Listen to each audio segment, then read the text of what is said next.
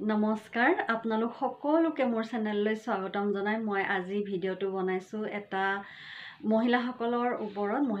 বহুত মহিলাৰে মুখখন গাল দুখনত টিকটিকিয়া ৰঙা সেন্দুৰৰ দৰে জানো গালত সেন্দুৰ লগাইছে তেনেকুৱা দেখিবলৈ পোৱা যায়। সেইটো কিহৰ কাৰণে হয় সেই বিষয়ে মই ক'ম।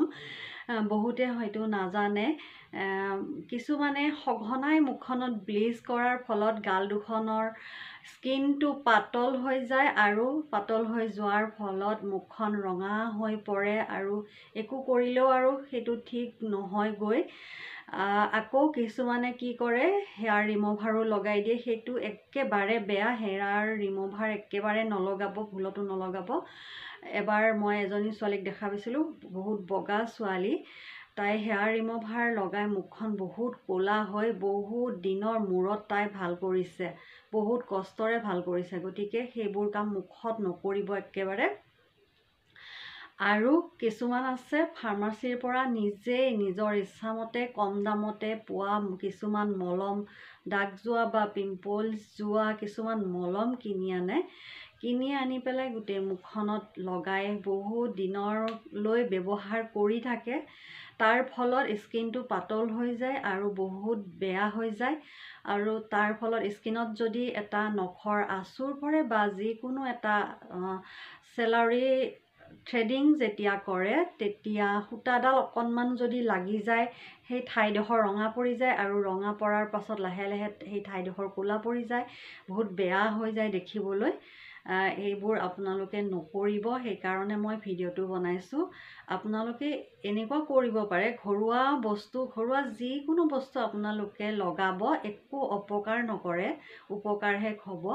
বেচন, মচুৰ দালি, তাৰ পাছত আপোনালোকে লগাব পাৰে কল, পকা কল, তাৰ পাছত ঘৰুৱা যিকোনো আলু হওক কিবা হওক 10-15 মিনিট সময় যিকোনো বস্তু আপোনালোকে মিক্স কৰি 2-3বিধ মিলাই পেলাই যিকোনো বস্তু মুখত লগাব পাৰে। ঘৰুৱা বস্তু পাকঘৰত সদায় ব্যৱহাৰ হৈ থকা বস্তুবোৰ লগাব পাৰে, একো ক্ষতি নকৰে স্কিনৰ।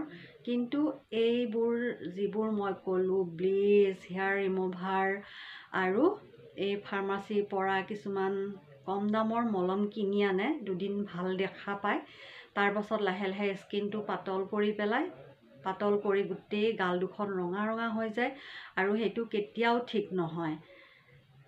স্কিনটো যেতিয়া বেয়া হৈ গ'লেই সেই বেয়া হৈ যোৱা স্কিনটো আৰু কেতিয়াও ভাল নহয়। সেইটো আমাৰ বহুত দিনলৈ স্কিনটো ধুনীয়া হৈ থাকিব লাগে, দেখনীয়া হৈ থাকিব লাগে মানুহজনী।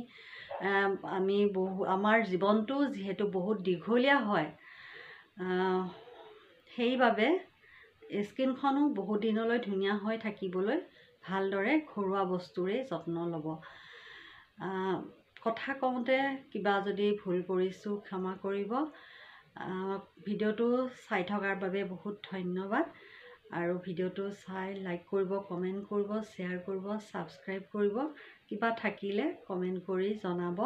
ধন্যবাদ।